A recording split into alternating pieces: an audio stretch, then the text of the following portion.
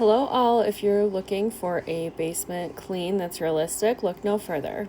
Hi, my name's Katie and this is High Meadow Home.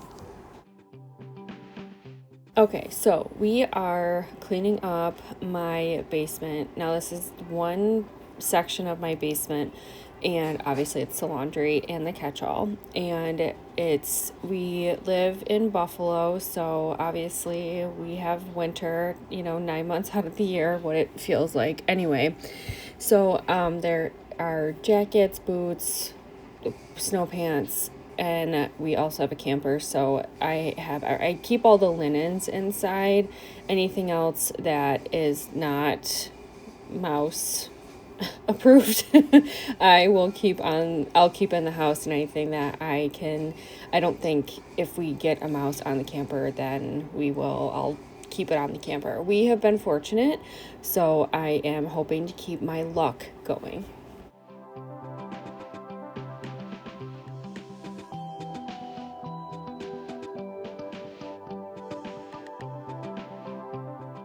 I have sports equipment, jerseys, football pants, helmet covers, caps for scrimmages.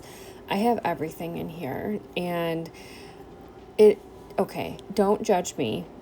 Obviously, I'm posting this video, but don't judge me, because it is honestly been one of those things where I walk in here, and obviously I do a load of laundry every day, and I have honestly walked over this stuff because it was so paralyzing to me.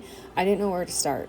And one of the things when I start cleaning is I will take the garbage out. And that's one of the first things. I think just to get that little boost of momentum going and clearing out garbage and seeing that, oh, well, okay, so I got garbage out. All right, so let's put, for an example in this situation, garbage goes, all right, let's put the laundry over with laundry. And, I had a laundry pile. Let's take the bags and put them over here. Let's take snow pants and put them this, we're trying to organize the chaos before I actually got going. And I did cut a lot of this out because I was going through clothes, and I'm like, this is redundant. And honestly, that's my biggest downfall is clothes. So if you have any suggestion to better clothes organization or anything like that, I will take it, because it is honestly, it is my kryptonite.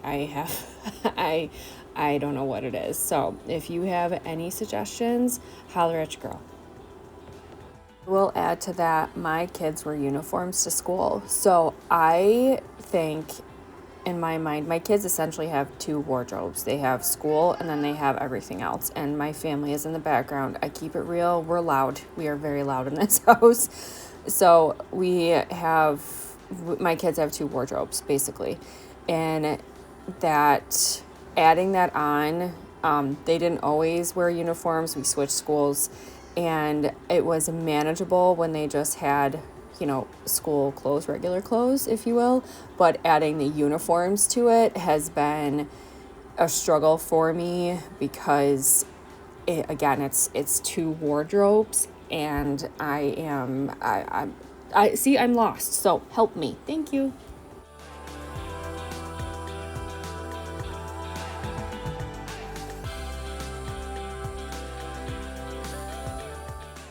This is the pile of the camper blankets, and then blankets from the rest of the house that ended up down here.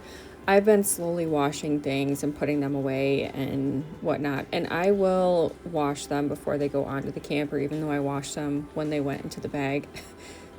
Am I the only one that does something like that? Probably. But that's just the Hot Mess Express. That's what we're riding on here, and I hope I'm not the only passenger.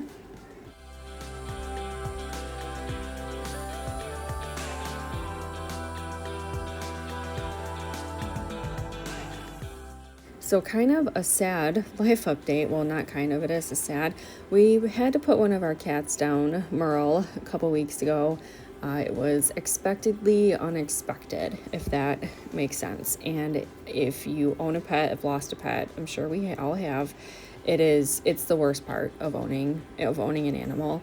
And Merle had a incurable lung disease, and we were told he had a year to live 2 years ago. And I gave him an inhaler in the beginning, and then, other medication and other therapies and everything. And I got an extra year out of him. And unfortunately, the past few weeks before this, my husband and I were having the conversation of it's probably going to be time here very soon. We don't want him suffering, and, our kids are young. We don't want them to see, anything. And unfortunately, it did kind of happen the way that we didn't want it to, but he was on the counter one Sunday morning looking for scrambled eggs because he truly was a cat dog, and then batting at the real dogs, and then he was down in distress and rushed him to the emergency vet, and we ultimately made a decision. And it's never easy, but he's not suffering anymore, and he kind of went on his own terms, which I'm glad, because it's a terrible decision to have to make. And he went out on his own, I guess. And I really truly think that his body failed him, but his mind was still there. He was only 7, so he's very young for a cat, but we miss him. We do have his ashes. We're gonna make a little memorial for him and get his picture and all that. So tough couple weeks in our house, but he's not suffering anymore.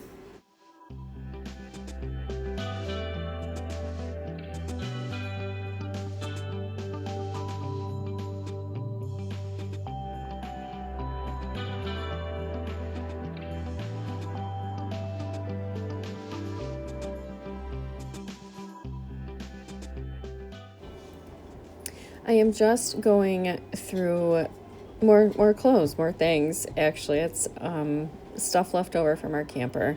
I didn't know this tote existed, so hence why I'm going through it now when we've had our camper in storage for months, but that's neither here nor there.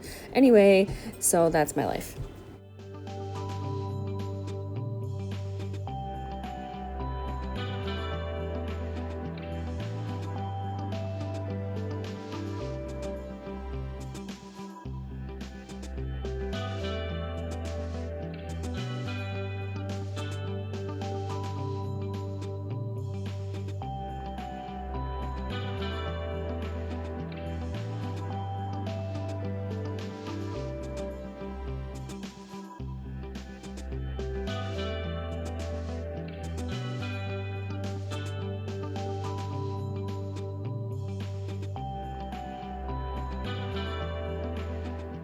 So one little hack or parenting tip that if I could give somebody that lives in a climate of winter is, if what I personally do is I buy black snow pants for my son and then just hand them down to my daughter and then my other daughter when she gets of age or big enough, and then I'll just get new coats. And so I still have sweatpants, snow pants that are in decent shape and they're black, and then obviously I just buy the boots and the coat and everything else for, a girl. And I actually had extra stuff I was able to donate to somebody because I'm like, I want Hazel to have, some pink stuff. I have a pink snowsuit for her. So I'm so glad I'm able to donate things.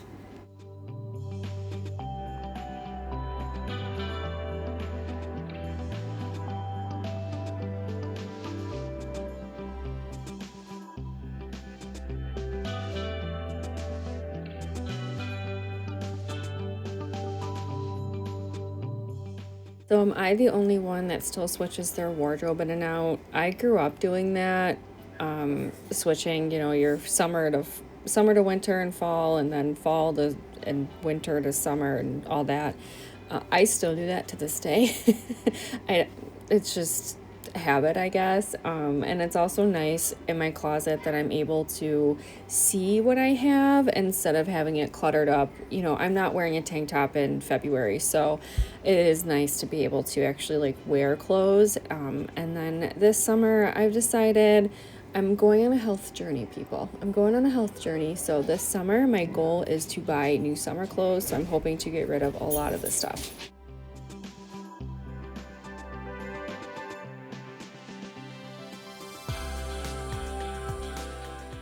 these cupboards, the one door doesn't open fully. I'm knocking down cobwebs. The one door doesn't open fully because the vent's in the way. So whoever, if you know who put these cupboards up, I got a bone to pick. Anyway, it's not truly functional, and honestly, it is.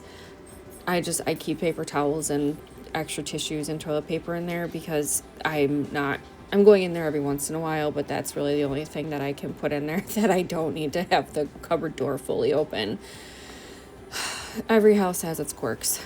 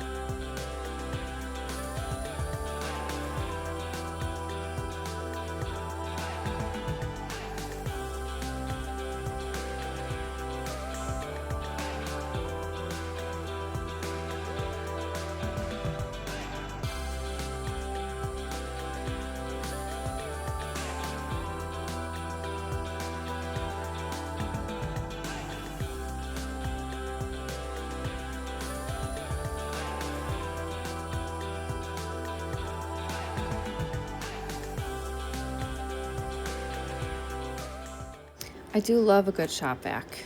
It is one of the best investments I think we've made, and we just got the biggest one I think, and we use it for, cleaning out the cars. I don't like putting my vacuum down here without doing the shop vac first, and any other mess that I don't want my vacuum running through, I grab the shop vac.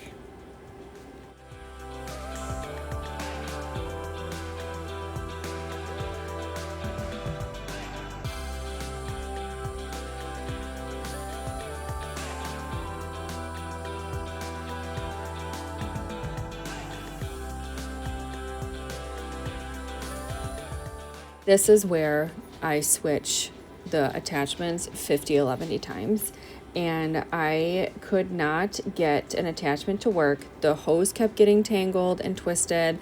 I was at my wit's end at this point. I was so angry. I was just like, I'm almost done, and this is how it's gonna go. But it's just par for the course. I ended up having to use the angled one that I was using earlier just to get the crud off the carpet. Whatever. It worked in the end, but it was just one of those, I just want to be done, and now I'm having a hard time, and I am sure we have all been there.